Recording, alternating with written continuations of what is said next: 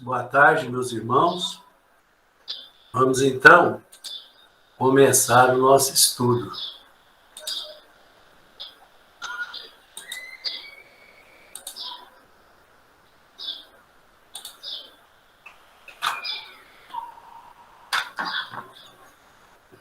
Bom, toda vez que a gente vai estudar sobre a doutrina espírita, o nosso elemento central, personagem central é Jesus.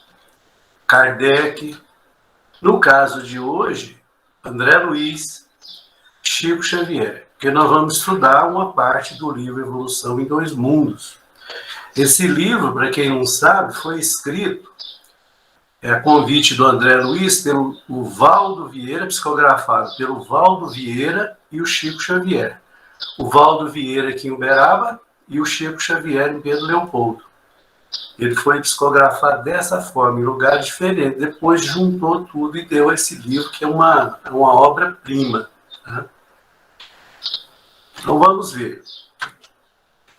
Sobre o assunto, há muitas moradas na casa do meu pai, o Adenício acabou de ler essa introdução aí. Quer dizer, a casa do pai é o universo. As diferentes moradas são os mundos que circulam no espaço infinito e oferecem aos espíritos aos espíritos que neles encarnam moradas correspondentes ao seu adiantamento. Então nós vamos falar das moradas, mas para falar das moradas, nós temos que falar dos habitantes dessas moradas, que são os espíritos.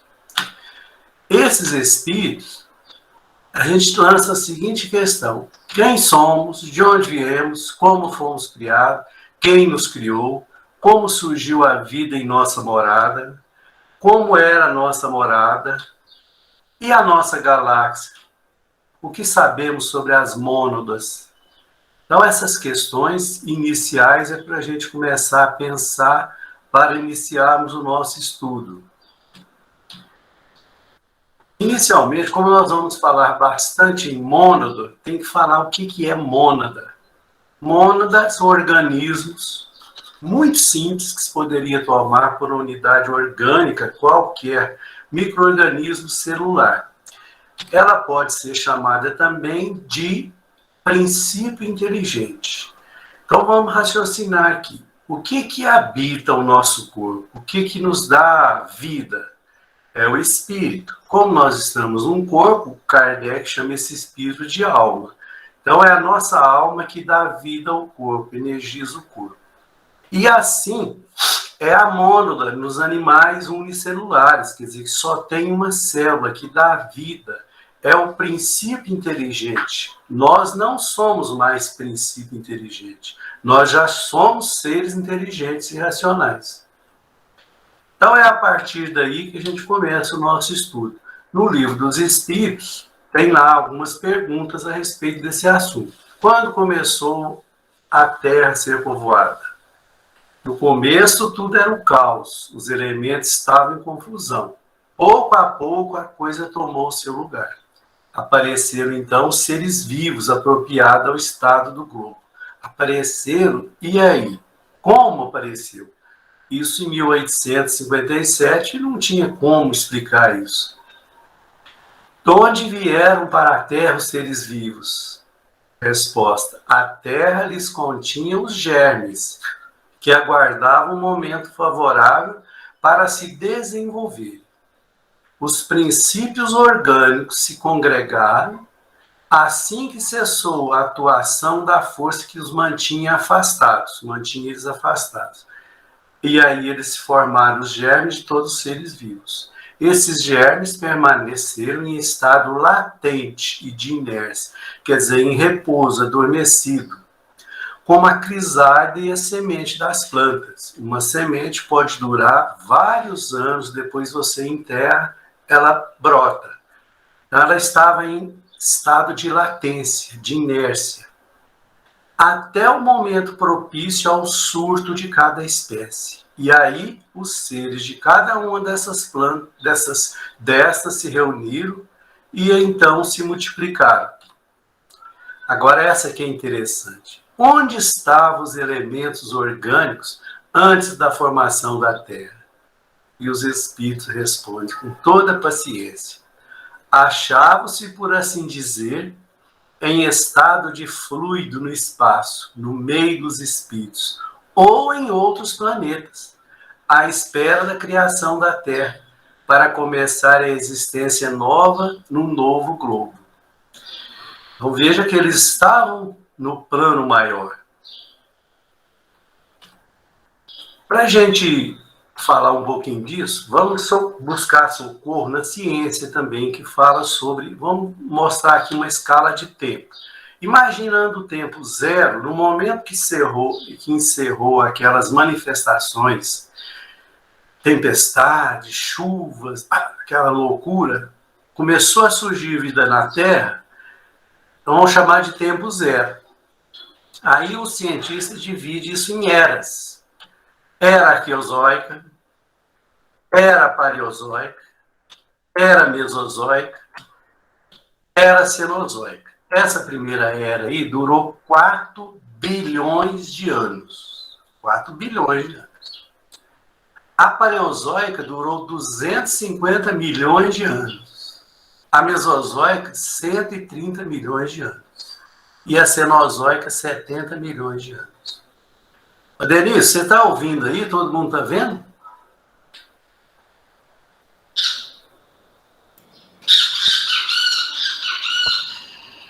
Sim, tá tudo ok. Tá tudo ok? Então tá, vamos continuar. Então, veja bem, na era arqueozoica, que durou 4 bilhões de anos, apareceram logo depois as primeiras bactérias, as algas, os invertebrados. Depois, na era paleozoica, que durou 250 milhões de anos, apareceram os artrópodes. Artrópodes são animais de patas articuladas, como abelhas. Depois nós vamos ver os conceitos de cada um desses termos. Só para lembrar, pessoal, não se preocupe se aparecer termo que eu às vezes não falo e que passa assim desapercebido e a pessoa não sabe o que é. Não preocupa com isso, não. Nós temos que preocupar com o mecanismo de formação, de criação do espírito. É isso que importa. Por onde essa mônada foi estagiando até chegar nos dias atuais. A era mesozoica durou 130 milhões de anos, apareceram os primeiros mamíferos, animais que mamam. Os primeiros dinossauros, as primeiras aves, as plantas com flores. Depois, na era cenozoica, que durou 70 milhões de anos, no período quaternário, é que vai surgir o homem. O homem, que era formato de homem já. Isso tudo, para chegar, durou 4 bilhões, 450 milhões de anos para surgir o homem. Veja bem que essa questão de tempo, a gente está acostumado a contar o tempo do nosso modo, a gente acha isso aí muito. Agora, meus irmãos, o André Luiz, quando ele se propõe a escrever esse livro, ele utilizando os termos de Allan Kardec, o Allan Kardec cunhou o corpo espiritual como perispírito. Então, o André Luiz, ele não pretendeu, em momento algum, fazer, estruturar, desacortinar e criar problemas com filosofia, com religião, sobre esse assunto. Mas ele veio apenas acordar em nós outros a noção da imortalidade. Principalmente destacando aos companheiros encarnados que somos viajores da eternidade. E que, às vezes, demoramos pelo caminho, pelo duro labor da própria regeneração. Mas demoramos, perdemos tempo. E é assim que atingirmos a maioridade. Isso diz ele, maioridade moral, pelo raciocínio, cabe a nós mesmos aprimorar esse perispírito, enriquecer-lhe com qualidades, sentimentos, pensamentos, palavras e obras que se refletem nesse perispírito. Se isso não acontecer, tem as consequências felizes ou infelizes, pelas quais nós podemos entrar no caminho da luz ou da sombra, da alegria ou do sofrimento. Nós temos que escolher, tudo é uma questão de escolha. Então aí o André Luiz começa o seu estudo falando do fluido cósmico. O fluido cósmico é o plasma divino, é o ar do Criador ou a força nervosa do Todo Sábio. Nesse elemento primordial, quer dizer, nesse plasma, vibram constelações e sóis, mundos e seres como peixe no oceano. Se a gente imaginar um oceano, os peixes ali, toda a qualidade, imaginar aquela água seria o fluido universal. É ela que fornece tudo o que aqueles habitantes ali daquela água precisam. É só para a gente fazer uma comparação. E é desse universo imenso, companheiros, que fazemos parte. Por isso, sempre devemos agradecer a bondade do Criador, que nos criou para viver nele sempre felizes. Deus nos criou para sermos felizes e às vezes duvidamos dele, da sua bondade, do seu imenso amor para com seus filhos.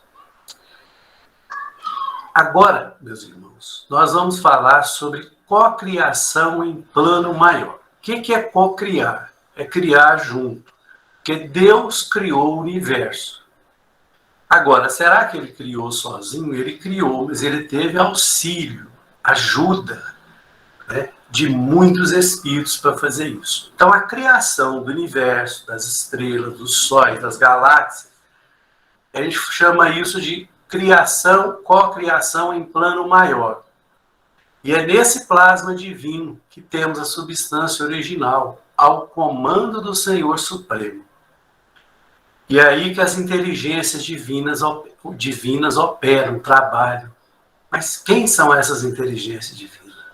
São os espíritos, as divindades, ou seja, espíritos de luz, a ele agregadas, que operam em processo de comunhão indestrutível, extraindo desse ambiente espiritual os celeiros da energia com que constrói o sistema da imensidade universal, em serviço de cocriação em plano maior, de conformidade com os desígnios do Todo Misericordioso, o que faz deles agentes orientadores da criação excelsa. Mas como essas inteligências operam? De forma resumida, nós podemos dizer assim, que os espíritos elevados que trabalham junto com o Senhor Supremo, eles pegam, junto com o Senhor Supremo, tomam o plasma divino, que é o fluido cósmico, convertem esse plasma divino em habitações cósmicas, como, por exemplo, os planetas, tais como Marte, Terra, Júpiter, Saturno e tantos outros que estão em outras galáxias.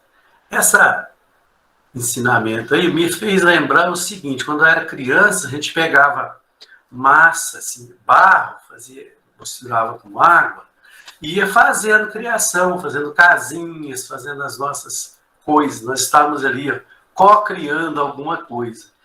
Então, imaginemos esse fluido cósmico universal e essas inteligências criando, fazendo coisas, planetas, constelações e assim por diante.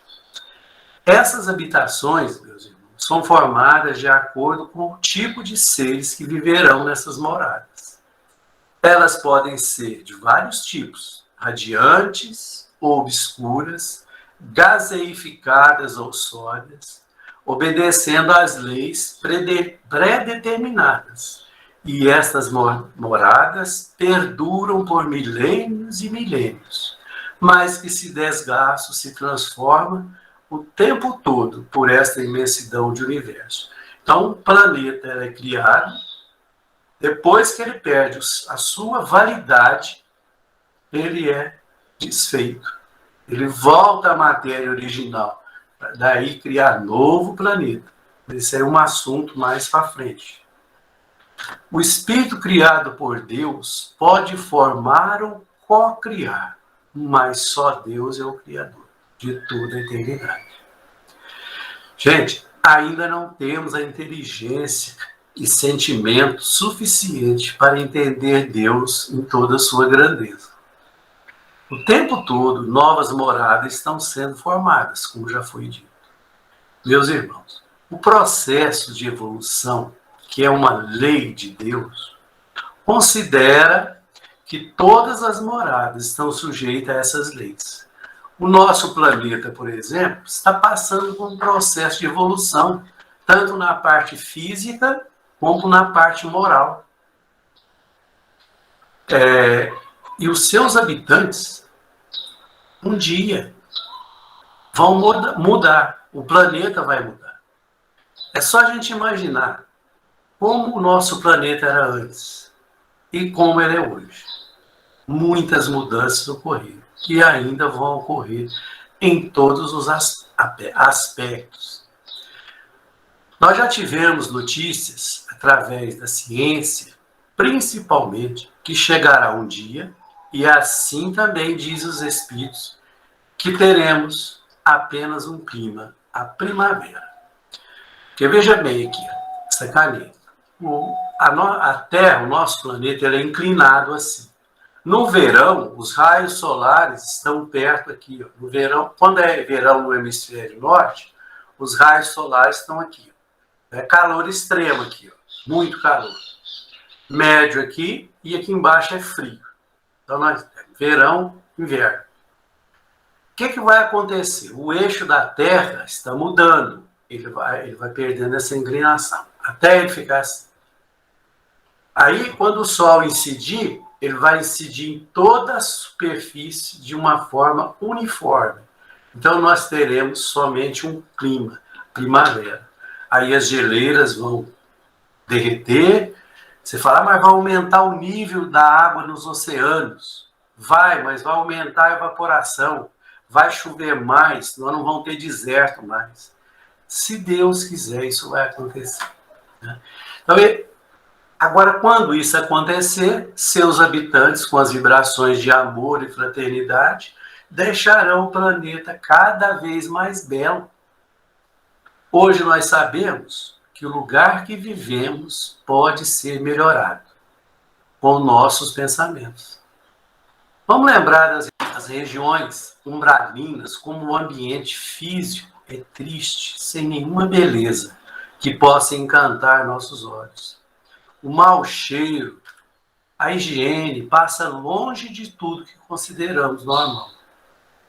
Tudo isso que conhecemos pela narrativa dos amigos espirituais sobre o umbral funciona como um alerta na correção dos nossos pensamentos.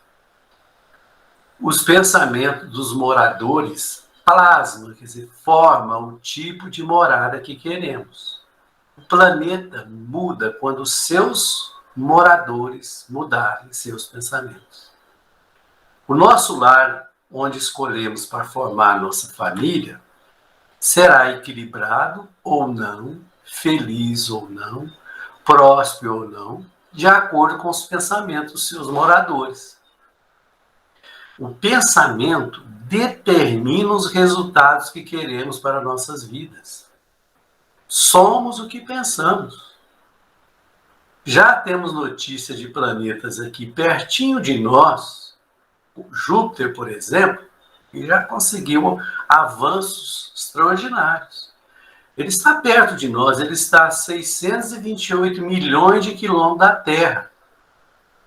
O tempo de viagem da luz até aqui, de Júpiter até aqui, é de 34 minutos e 30 segundos. Lembrando que a luz viaja com a velocidade de 300 mil quilômetros por segundo. Por exemplo, quando eu falo assim, ó, a luz já viajou 300 mil quilômetros.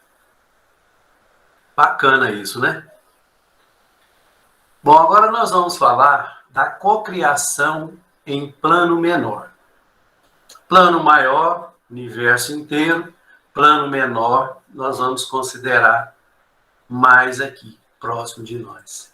Em análogo alicerce, as inteligências humanas que ombreiam, que trabalham conosco, utilizam o fluido cósmico em permanente circulação no universo para cocriação em plano menor, assimilando o corpúsculo da matéria com a energia espiritual própria, que abrangem no mundo a humanidade encarnada e a humanidade desencarnada. Então nós temos aqui, próximo de nós, as cidades espirituais, aquelas de luz e temos aquelas de muito sofrimento. Tudo isso está de acordo com a qualidade mental dos seus habitantes. Porque dentro dessas bases de plasmar aquilo que se quer, tem esses lugares tristes de purgação, infernal, gerado por mentes desequilibradas e criminosas, nos círculos inferiores e abismais, que valem por aglutinações de duração breve no microcosmo em que estagiam. Veja bem, ainda bem que elas têm duração breve, porque à medida que esses espíritos vão se modificando, eles vão abandonando essas moradas, e essas moradas vão deixando de existir. Do mesmo modo que o comando mental das inteligências maiores modelam edificações maiores, macroscópicas, que desafiam a passagem de milênios. Então, essas edificações positivas, milênios e milênios, não acaba tão cedo. Cabe, desse modo, assinalar que, na essência, toda a matéria é energia. Então, essa caneta aqui é energia condensada, certo? O espírito é energia, só que para ele ficar visível a nossa energia tem que condensar. Eu preciso de um corpo físico. Então, nosso objetivo, meus irmãos, é transformar o mal de nossa autoria no bem que devemos realizar. Porque o bem de todos é o seu eterno princípio. Compete-nos, pois, anotar que o fluido cósmico, ou plasma divino, é a força em que todos vivemos, nos ângulos variados da natureza. Motivo pelo qual já se afirmou Paulo de Tarso, e com toda razão, que em Deus nos movemos e existimos. Então, esse plasma, esse fluido cósmico, se a gente chamasse isso de Deus, essa força de Deus, nós nos movemos dela, nós existimos nela. Isso é bonito demais.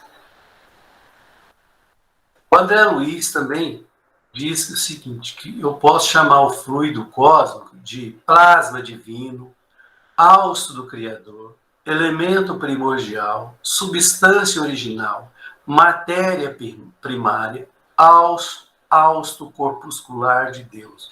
Quer dizer, a respiração de Deus.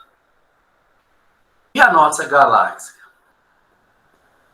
A luz, com a velocidade de 300 mil quilômetros, gasta 1000 séculos terreno para percorrer o diâmetro. Está aí em André Luiz.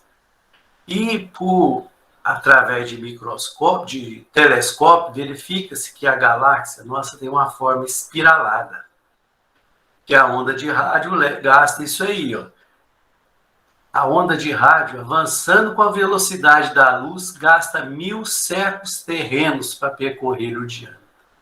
Nela surpreenderemos milhões de lares, que são as moradas de todo tipo de espírito.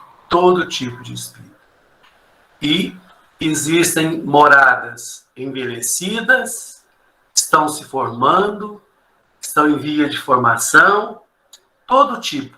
São muitas as moradas na casa do Pai.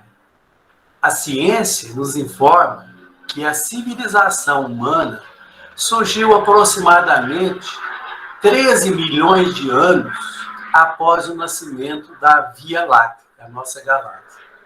E o nosso planeta ele está localizado a 25 mil anos-luz do seu centro. Isso significa que surgimos na periferia da Via Láctea. Nós somos da periferia da Via Láctea, somos periféricos. O que quer dizer 25 mil anos-luz? Por exemplo, isso é uma unidade para medir distância. Um ano-luz é o tempo que a luz percorre, é o espaço que a luz percorre durante um ano, com a velocidade de 300 mil quilômetros por segundo. Então, veja bem, em um segundo ela percorre 300 mil quilômetros. Isso num ano, quanto ela vai percorrer? Em 25 mil anos, você vê a grandeza do universo. Aqui o Allan Kardec traz para a gente essa pergunta aqui. O que são espíritos? Os espíritos são os seres inteligentes da criação. Constitui o mundo dos espíritos, que preexiste e sobrevive a tudo. Os espíritos são criados simples e ignorantes. Evolui intelectual e moralmente, passando de uma ordem inferior para outra mais elevada, até a perfeição, onde gozam de inalterável felicidade. Os espíritos preservam sua individualidade antes, durante e depois de cada encarnação. Está no Livro dos Espíritos de Kardec. O espírito criado por Deus pode formar ou co-criar, mas só Deus é o criador de toda a eternidade. O tempo todo, novas moradas estão sendo formadas. Já falamos isso. Lembrando que o processo de evolução, que é uma lei de Deus, e todas as moradas estão sujeitas a essas leis. Quando Kardec pergunta sobre a criação dos espíritos, a resposta vem de forma simplificada, de acordo com aquela época. Os espíritos foram criados simples e ignorantes. E Leon Denis diz: o espírito dorme no mineral, sonha no vegetal, agita no animal e desperta no homem. Então aqui, nesse quadro da direita aqui, está, depois no final nós vamos ver isso aqui de novo, ó. Desde o ser aqui mais elementar possível até essa forma aqui. Nós fomos estagiando, essa mônada veio estagiando por tudo isso aqui. Mas no final a gente vê isso. Então, as mônadas, vamos falar sobre as mônadas. A imensa fornalha atômica, quer dizer, o nosso planeta, estava habilitada a receber a semente da vida. E sob o impulso dos gênios construtores, quer dizer, dos espíritos de luz, que operavam no orbe que estava nascendo, nosso planeta, estava pronto para o progresso, então vemos o seio da Terra recoberto de mares mornos, invadido por gigantesca massa viscosa, a espraiar-se no colo da paisagem primitiva. Dessa geleia cósmica jorra o princípio inteligente, em suas primeiras manifestações, as mônadas. Então elas foram trabalhadas no transcurso de milênios pelos operários espirituais, que lhe magnetizam os valores, permutando-os entre si sob a ação do calor interno e do frio exterior. As mônadas celestes exprimem-se no mundo através de rede filamentosa de protoplasma, que é uma substância gelatinosa que constitui a massa essencial da célula animal e vegetal, sendo a base das funções vitais, de onde lhes derivaria a existência organizada no globo constituído. É quando você... Esse protoplasma, imagina a gema do ovo, imagina a clara. A clara seria esse protoplasma, essa gelatina, certo? Séculos de atividade silenciosa perpassam, lentamente, sucessivos. E, para surgir um ser vivo, de uma forma mais organizada, precisa de átomos. Então, nós temos os átomos de carbono, hidrogênio, oxigênio, nitrogênio. Esses átomos se reuniram e formaram as primeiras moléculas. Isso aí, uma molécula.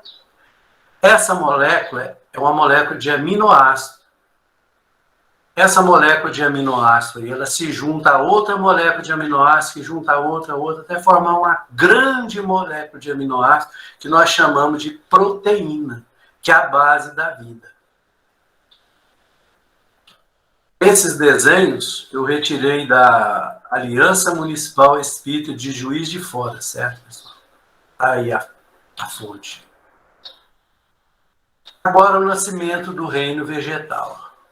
Aparecem os vírus e com eles surge o campo principal da existência, formado por núcleo-proteínas, que são proteínas que ficam no núcleo da célula, e por globulinas, que são proteínas que carregam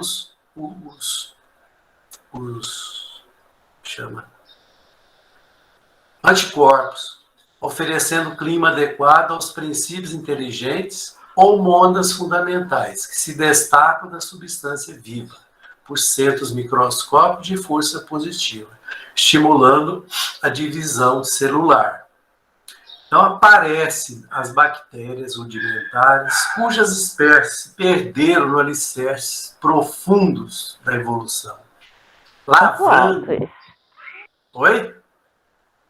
Lavrando os minerais na construção do solo, dividindo-se por raças e grupos numerosos, plasmando pela reprodução assexuada as células primeiras que se responsabilizariam pela eclosão do reino vegetal em seu início. Milênios e milênios passaram.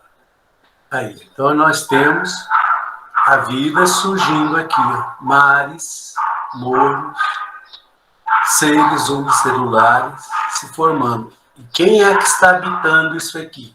As mônadas estão habitando isso aqui, elas que estão dando vida a isso aqui. Vamos falar das algas.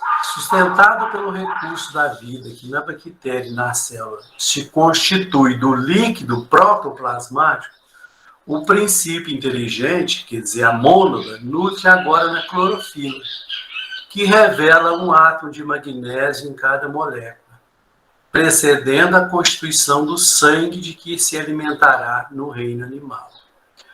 O tempo age sem pressa, vagarosamente, no berço da humanidade. Aí vão aparecer as algas nadadoras, quase invisíveis, com as suas caudas sinuosas, circulando no corpo das águas, vertidas em membrana celulósica e mantendo-se à custa de resíduos minerais. Se alimentava desses resíduos minerais, de grande movimentação e sensibilidade. Elas são monocelulares. Porém, depois de um tempo, surge outro tipo de alga, as algas verdes, que já são pluricelular, com um novo núcleo, inaugurando a reprodução sexuada, reprodução que tem os dois sexos, e estabelecendo vigorosos embates nos quais a morte comparece na esfera da lua, provocando mudanças contínuas que perdurarão no decurso das eras, em dinamismo profundo, mantendo a edificação das formas do porvir. Nós vamos falar agora dos artrópodes aos dromatérios e anfitérios. Às vezes a gente fica na dúvida, o que é isso? Artrópodes. Artrópodes são animais de patas articuladas, como as abelhas, o caranguejo, a aranha, o escorpião. Então, essa mônada, mais tarde, ela ingressa nos domínios dos artrópodes, de exoesqueleto quitinoso, cujo sangue agora tem um átomo de cobre em sua estrutura molecular.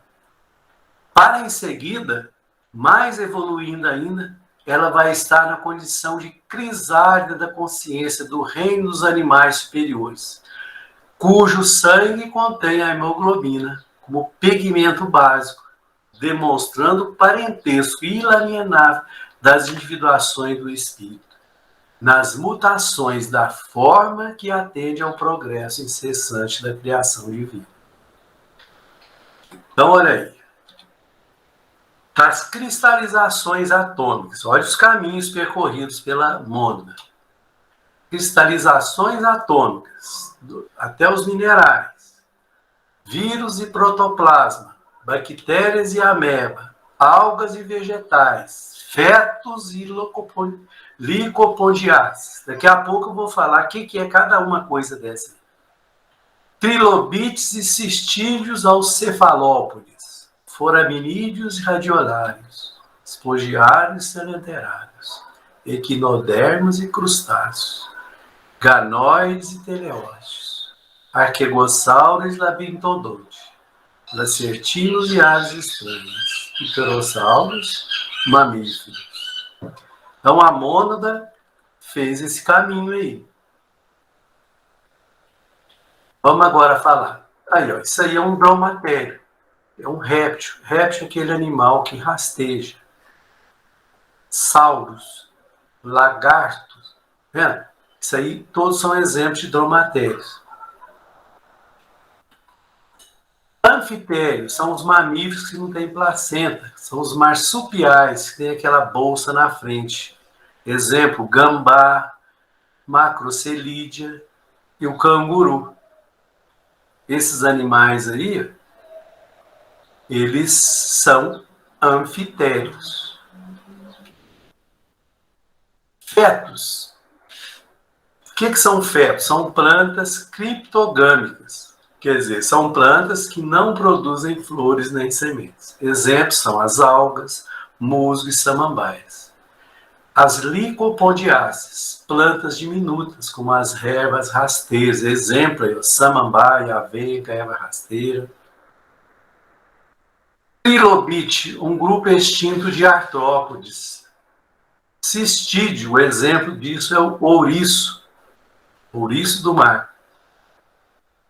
Cefalópodes, são exemplo, nós temos os polvos e as lulas. Foraminídeos, são animais unicelulares que vivem dentro de carapaças. Espongiários, conhecido como esponja. Selenterados, temos exemplos pólipos, medusas, corais. Quinodermos, estrela do mar. Crustáceo, lagosta. Ganoides é um grupo de peixe que já nem existe mais. Teleóstero, grupo de peixe com barbatana. Esse aí a gente conhece bem, capaz de comemos sempre diariamente. Arquegossauro, um sáureo, quer dizer, um lagarto primitivo. Réptil extinto, bípede, quer dizer, 2 pés, que precedeu as aves primitivas, veio antes das aves. Aí. Labirintodonte, nome genérico de anfíbios fósseis. Lancertino, animal com característica de lagarto.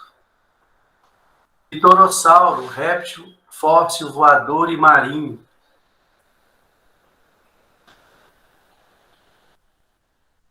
Pteromorfos, grupo de réptil. Mamífero, são aqueles animais que têm glândulas mamárias e pelos. Agora entramos nas faixas inaugurais da razão. Começa a raciocinar. Estagiando nos marsupiais e cretáceos, que são aí, baleias e golfinhos, os marsupiais é o canguru. Os cretáceos, baleias e golfinhos.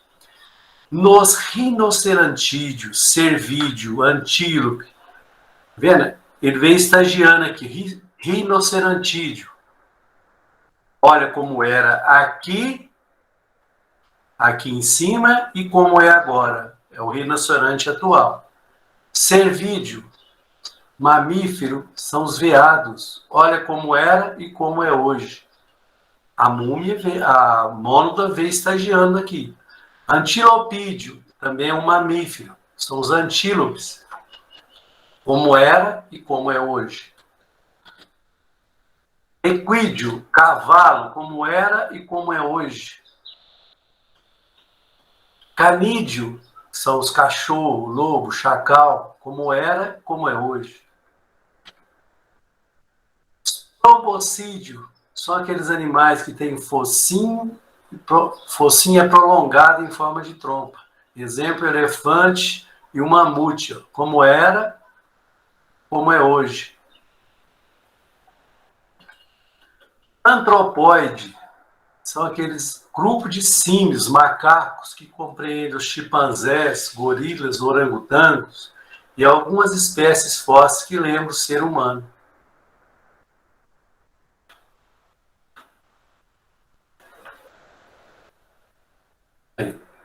Antropóide inferior. Chama de inferior porque está abaixo da espécie humana, né?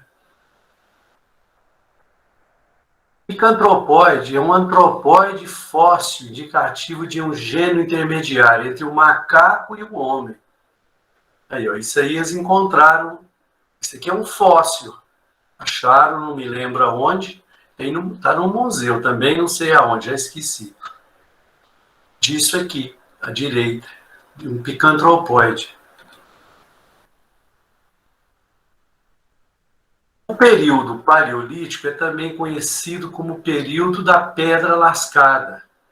E o homem, a partir daí, nessa época aí, ele começou a fazer fogo, ele começou a construir as suas armas, já começou a usar a sua inteligência. Agora, meus irmãos, tem o que chama-se elos desconhecido da evolução. Compreendendo, porém, que o princípio divino aportou na Terra, emanado da esfera espiritual, trazendo em seu mecanismo o modelo, quer dizer, o arquétipo, o molde a que se destina, como a bolota do carvalho, ela contém, aquela bolota do carvalho contém o germe da árvore enorme. Se você pega um caroço de manga e planta, ele dá um enorme pé de manga. Então, naquele caroço ali, ele já tem um modelo do pé, tem um arquétipo. Então, nós trazemos isso do plano espiritual. Nós não podemos esquecer que a experiência no plano físico, simplesmente considerada, porquanto, através do nascimento e morte da forma, sofre constantes modificações nos dois planos que manifesta. Razão pela qual variados elos da evolução fogem à pesquisa dos naturalistas, por representarem estágio da consciência fragmentária fora do corpo carnal. Veja bem, aquela foto que vocês viram do cavalo, como ele era antes e depois como ele ficou, o que acontece? Um animal, qualquer ser, vem aqui para a Terra. Chega no plano espiritual, existe um tratamento genético em cima daqui pela espiritualidade superior, em cima daquele indivíduo. Né? E ele, com a sua mente, começa a modelar aquele novo ser que virá. Da próxima vez que ele vier, não será igual como era antes. Começa a haver evolução. Os animais como era antes, como é agora. Tem alguns que permaneceram do mesmo jeito. Tipo, o caranguejo. O caranguejo, desde a época que ele surgiu, ele é igual até hoje, não teve mudança. Mas o cavalo, o cachorro, e assim por diante. Os macacos, né? Então, esse elo perdido significa que no plano espiritual é feita alguma coisa que quando chega aqui, a espécie está modificada. E a ciência não consegue explicar isso. Se não considerar que existe evolução nos dois planos, certo? Para nós já sabemos disso, né?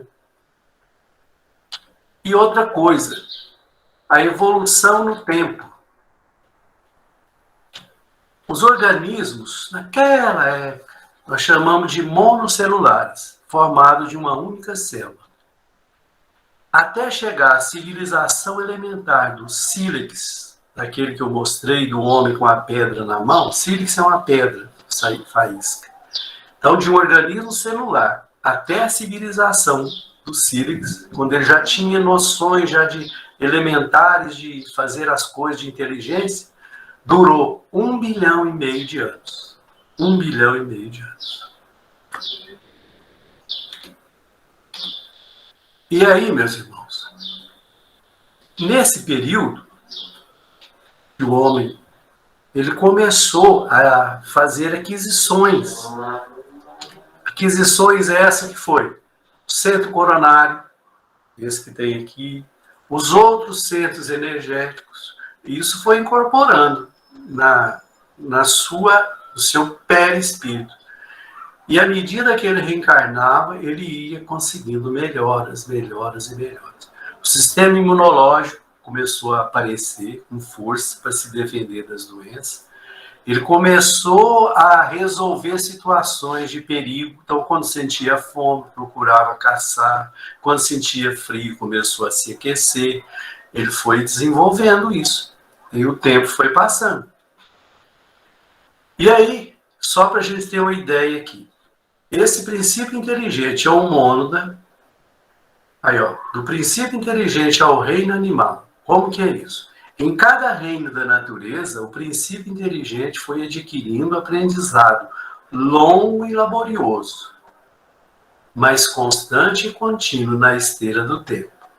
Há, portanto, a predominância da inteligência sobre os rígidos fenômenos da matéria, apresentando características supramateriais, como a capacidade de responder aos estímulos ambientais. Isso que eu acabei de falar. O homem, à medida que ele foi desenvolvendo, ele começou a responder aos estímulos ambientais. Chuva, calor, frio, até de fome, né?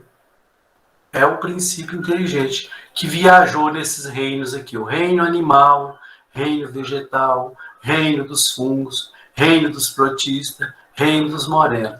Só que aqui, de baixo para cima, né? Reino dos moneros, reino dos protistas, dos fungos e tal, até chegar nesse reino aqui animal. E não tem como ele, do reino animal, voltar a ser um vegetal. Essa teoria de alguns aí não funciona. Então, voltando aqui agora no início. Quando Kardec pergunta sobre a criação dos espíritos, a resposta veio. Como que eles foram criados? Simples e ignorantes. Leon Denis. O espírito dorme no mineral, sonha no vegetal, agita no animal e desperta no homem. Aqui, ó. Essa mônada somos nós, antigamente estava aqui, ó. Ser unicelular. Ela veio estagiando, aperfeiçoando cada vez mais. Agora você imagina os golpes que era dado por aqui. Aqui ser consumido por predadores, caça, etc. Vem caminhando até chegar nos dias atuais aqui, ó. Nessa época aqui. Então, gente, quando o homem percebe a grandeza da boa nova, compreende que o Mestre Jesus é apenas o reformador da civilização, o legislador da crença, o condutor do raciocínio ou doador de facilidades terrestres, mas também, acima de tudo, o renovador da vida de cada um. Por que ele é o renovador e não o criador? Porque o criador é Deus. Jesus renova com os seus ensinamentos. Quando ele fala, perdoai 70 vezes 7 vezes, na casa do Pai há muitas moradas. Ele está renovando as nossas ideias. Renovando as nossas ideias, nós nos renovamos por completo. Jesus continua falando aos companheiros de todas as latitudes, quer dizer, de todas as partes da terra. Que a sua voz incisiva e doce possa gravar no livro de nossa alma a lição renovadora de que carecemos à frente do porvir, convertendo-nos em semeadores ativos do seu infinito amor. É a felicidade maior a que poderemos aspirar. O que mais queremos, né? A não ser ouvir de Jesus esses ensinamentos. É para semelhante verdade que o André Luiz nos convida a atenção, a fim de que, por essa nossa conduta reta de hoje, possamos encontrar a felicidade pura e sublime ao sol do amanhã. Emmanuel. Aí ele psicografou isso lá em Pedro Leopoldo. Isso aí está no prefácio do livro Evolução em Dois Mundos. Mas por que eu quis trazer esse estudo, gente? Por favor, não preocupa com esses termos, se foi difícil, não entendeu. Guarde bem. Deus nos criou simples e ignorantes. Nós já vimos que forma que foi. Nós éramos uma mônada e fomos evoluindo, está, Joana, até chegar no estágio de hoje. Então, quando fala que nós somos um lixo, não, nós já fizemos muitas coisas, nós já crescemos muito, nós tivemos muitas conquistas, nós já passamos por dificuldades enormes nessa vida. Nós temos que valorizar isso, graças a Deus. E hoje a gente pode compreender, na totalidade ou em parte, o que Jesus ensina, o que os Espíritos ensinam para a gente. Né? Quando fala que na casa do Pai há muitas moradas, isso é um consolo muito grande para a gente. Né? Então, Jesus, nosso Mestre, nos ilumina sempre, todo momento, que Ele possa velar, Senhor, pelos destinos da humanidade.